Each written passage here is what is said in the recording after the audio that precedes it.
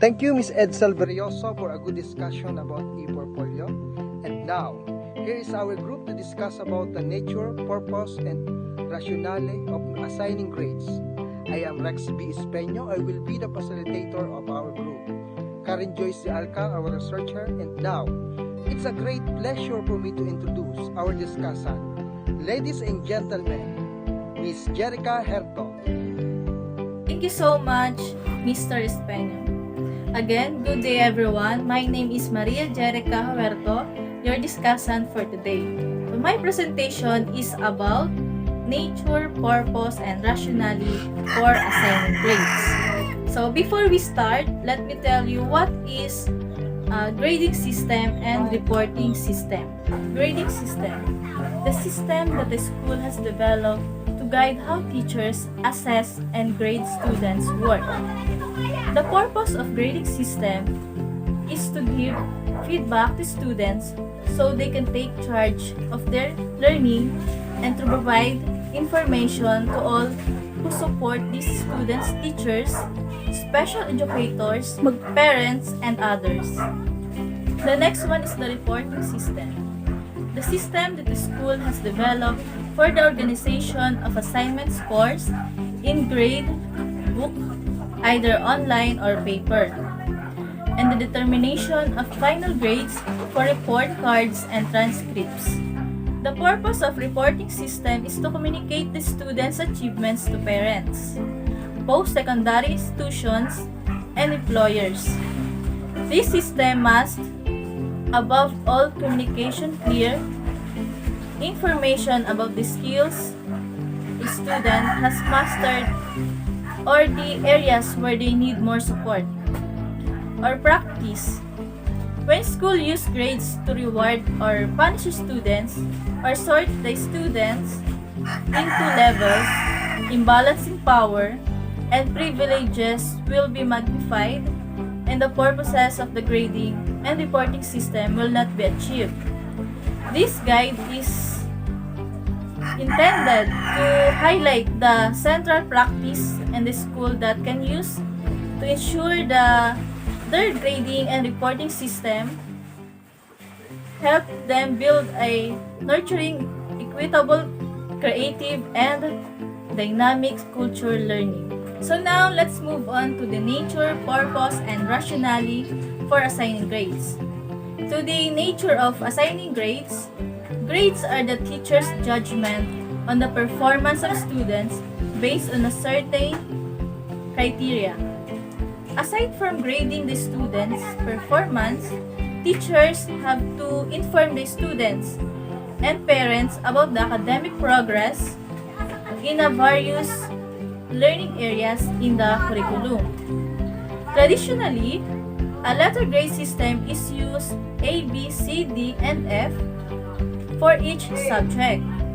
The advantages of this grade description are they are convenient, simple, and can be averaged easily. However, they do not indicate what objective the student has or has not met, nor students' specific strengths and weaknesses. Elementary schools often use a pass-fail, satisfactory or unsatisfactory system, and some high school and colleges do as well.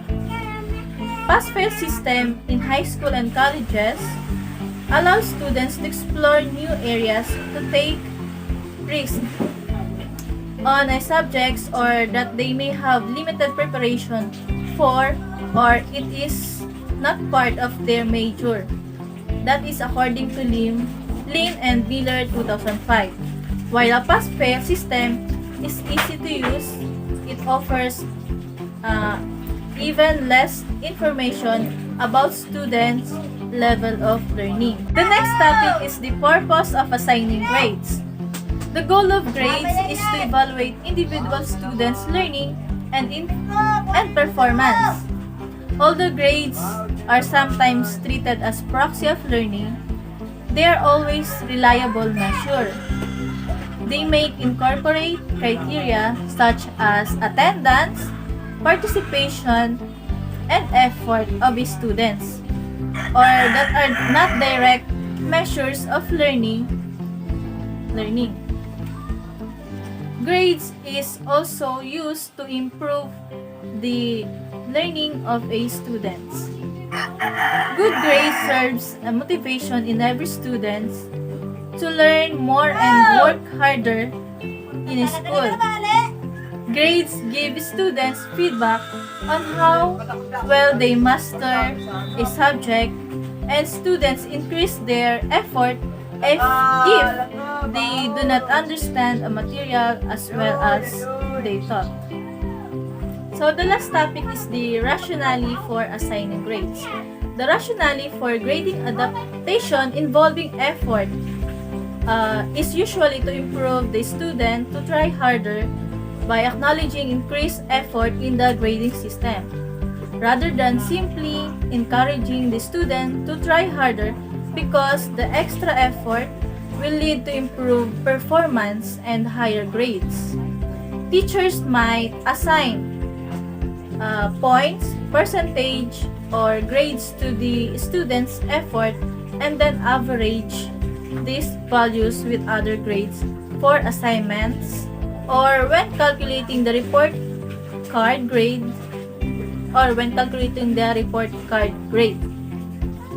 teachers may assign bonus points when a student's effort meets the established criteria.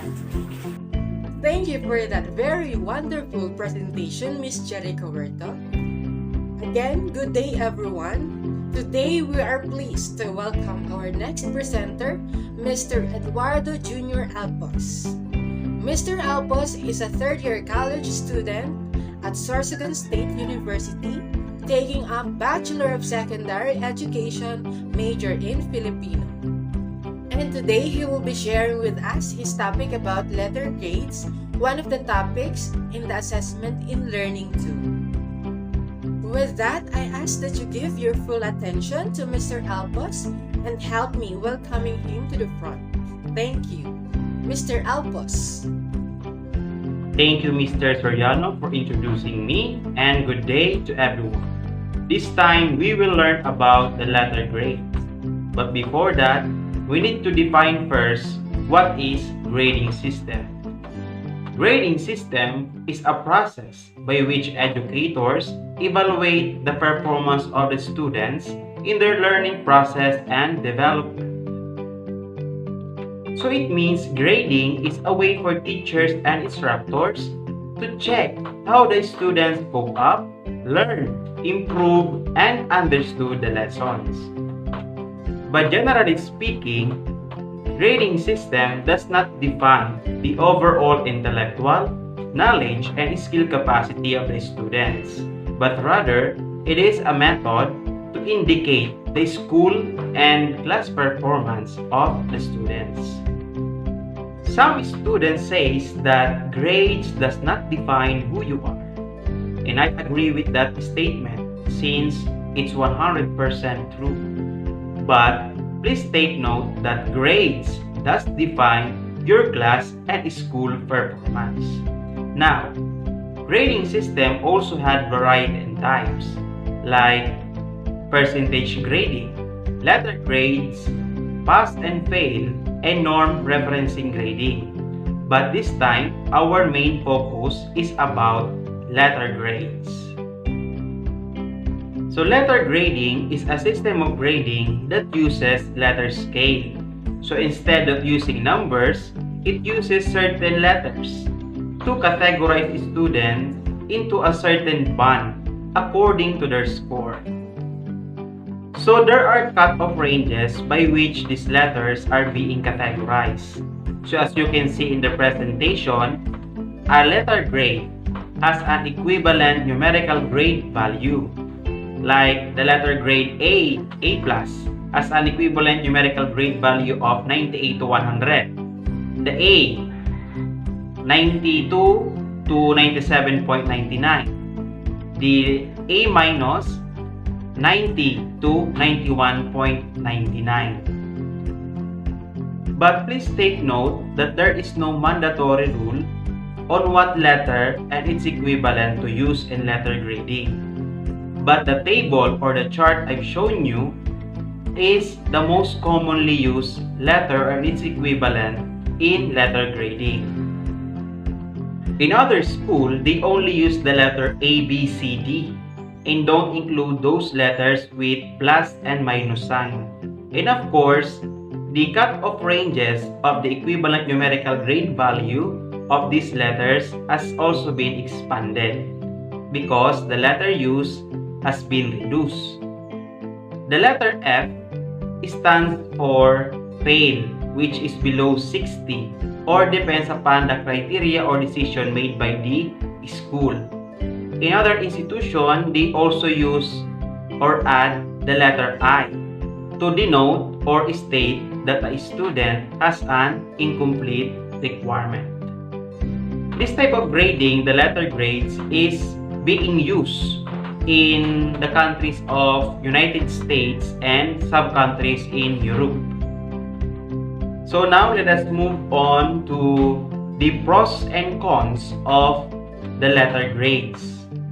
So let us move now to the pros of the letter grades. So number one, letter grades take off pressure since this type of grading is removing the comparison of the microscopic grades like 93 and 95. They are unlikely to be compared since those grades belong to the same range or the same band.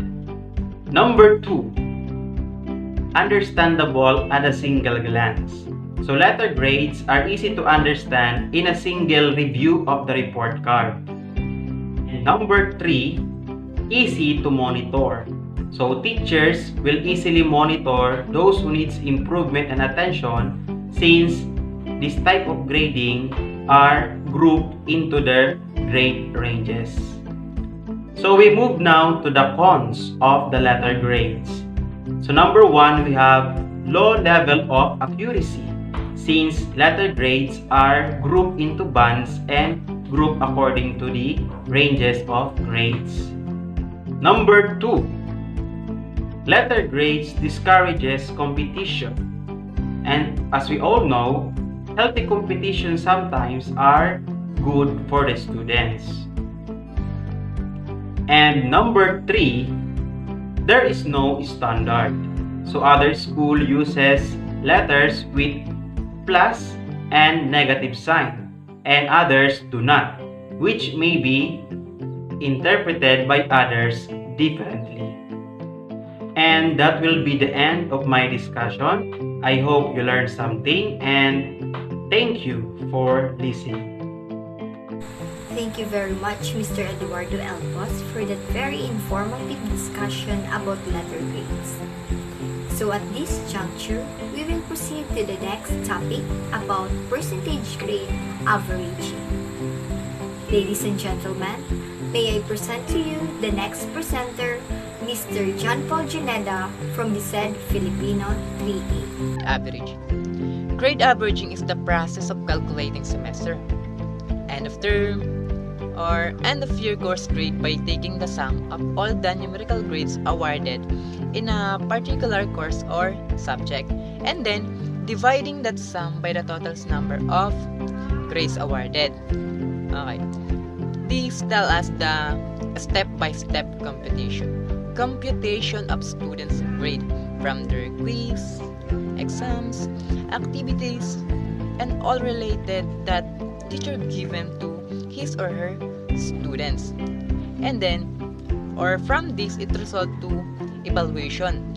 Evaluation on how students learn, all the lesson or all the learning obtained from the students throughout the lesson, through the end of the semester that may be included to their numerical grades or card. And then, an averaging grading system is based on the average of what students receive or learn through a set of numbers on items. This is widely shown in standard-based environment. Standard-based environment in, let's say, it is on public school because In public school, alam naman natin na huge amount of student, na napakaraming estudyante na pinubukusan talaga dito yung totoong learning ng mga bata, na ma-express talaga nila yung learning. Next naman is, it's in this process, teacher can calculate the mean, an average, or the final grade on a marking period. Ibig sabihin, yung particular grade, for example, is the first grading. From this, each is include or show the numerical grades and the letter grades. And numerical grades is the literal number of grades. For example, is the 90 plus. And from literal grades, this naman is yung, for example, dito is yung A plus. A plus is equivalent to 97 to 100, while grade of A is equivalent to 90 to 96, and so on and so forth. So, according to it is the most, grading averaging is the most common grading process that used in public school. So, hindi naman natin maalis dahil, di ba, in public school ay napakaraming estudyante. Siguro, ang ganitong grading process or system ay mas accessible siya, mas madali siya, o more easier siya na magawa. Dahil naman natin na ang teacher in public school ay may hinahandle na more on 7 to 8 section per day. So, pag tinotal natin yan in first grading, di ba, napakaraming computation ang magaganap. So, from this grading process, sabihin na natin na medyo madali ang pagkukompute ng mga teacher. And now, how to compute percentage average. Percentage is a proportion or a ratio that states the number of parts per 100. So, now here's the example of how to get the percentage average in activities. This example is from student X scores from first grading activities. Here's the activities, points, marks, and items, and percentage. Bale, it's 3 activities presented, which is activity 1, activity 2, and activity 3. In activity 1, student X get 7 out of 10. So, in order to get the percentage, 7 divided by 10 times 100. So, the result will be 70%. Thank you so much, Mr. Janpo Juneta, for sharing us the information about percentage grade averaging. This is Arcel Fernandez from BSED Filipino major.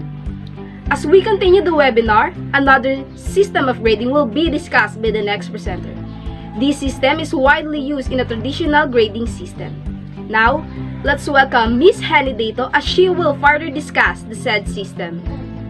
Let us now discuss the cumulative grading system. A cumulative grading system is based on taking the number of points that a student earns and dividing it by the total amount of points. This is the grade of the student in a grading period equals his current grading period, which is assumed to have a cumulative effects of the previous grading system. Cumulative GPA is an average of all the grades you've received in all your courses throughout high school. Your grade point average is calculated by dividing the cumulative total points by the total credit hours. Your grade point average may range from 0 to A4. Here are the steps in calculating grade point average. Number 1 is to obtain your semester GPA and your credit hours. Before you start calculating your cumulative GPA, of course, you need your GPA. You need your GPA for each semester and the number of hours for each. Second is to calculate your total points. Multiply each semester's GPA for the number of hours for that semester to determine your total points. For example, if you earned a 3.5 GPA during the first semester with 12 credit hours, you should multiply 3.5 by 12 to get 42 total of points. The third step is to determine your total points by your total credit hours. Once you've calculated the credit hours for each of the semesters, take the sum to determine your credit hours. Then take the sum of your total points for each semester to determine your cumulative total points for all of the semesters combined. The last step is to divide your total points by your total credit hours. Divide the cumulative total points by the total credit hours to get the cumulative GPA. So here's an example of a cumulative GPA calculation. During the first semester, you had a 3.6 GPA with 12 credit hours. And during the second semester, you had a 3.5 GPA with 13 credit hours. Organize this information as follows to make the calculation easier. Based on this, you can calculate the total points earned from each semester. Here's a look at the calculation for each semester. Next, take the sum of all your credit hours. You need to add 12 and 13 to get a total of 25 credit hours. Then take the sum of all your points. In this case, add 43.2 and 45.5 to get 88.7 as your cumulative total points. Finally, divide your cumulative total points by your total credit hours. For example, divide 88.7 by 12 to get a cumulative GPA of 3.55. And this is the end of our discussion. Thank you, Ms. Henny Dato, for that very informative discussion regarding on percentage grades, which is cumulative. Now, let's move on to the next topic, which is verbal descriptors. It is said that although teachers generally try to develop grading policies that are honest and fair, strong evidence shows that their practices vary widely. To give us a deep explanation and detailed information regarding on verbal descriptors, let us now welcome and listen to our next presenter, Mr. John Romel Leoncito of BSED Filipino 3A. Thank you for that wonderful introduction, Ms. RBA Laguna. Now I am going to present to you the verbal descriptors. So now, I am going to discuss about the brief history of verbal descriptors. Grading and reporting are relatively recent phenomena in education. In fact, prior to 1850, grading and reporting were virtually unknown in schools in the United States. Throughout much of the 19th century, most schools grouped studies of all ages and backgrounds together with one teacher in one-room schoolhouses, and few students went beyond elementary studies. As the number of students increased in the late 1800s, schools began to group students in grade levels according to their age, and new ideas about curriculum and teaching methods were tried. One of these new ideas was the use of formal progress evaluation of students' work, in which teachers wrote down the skills each student had mastered and those on which additional work was needed.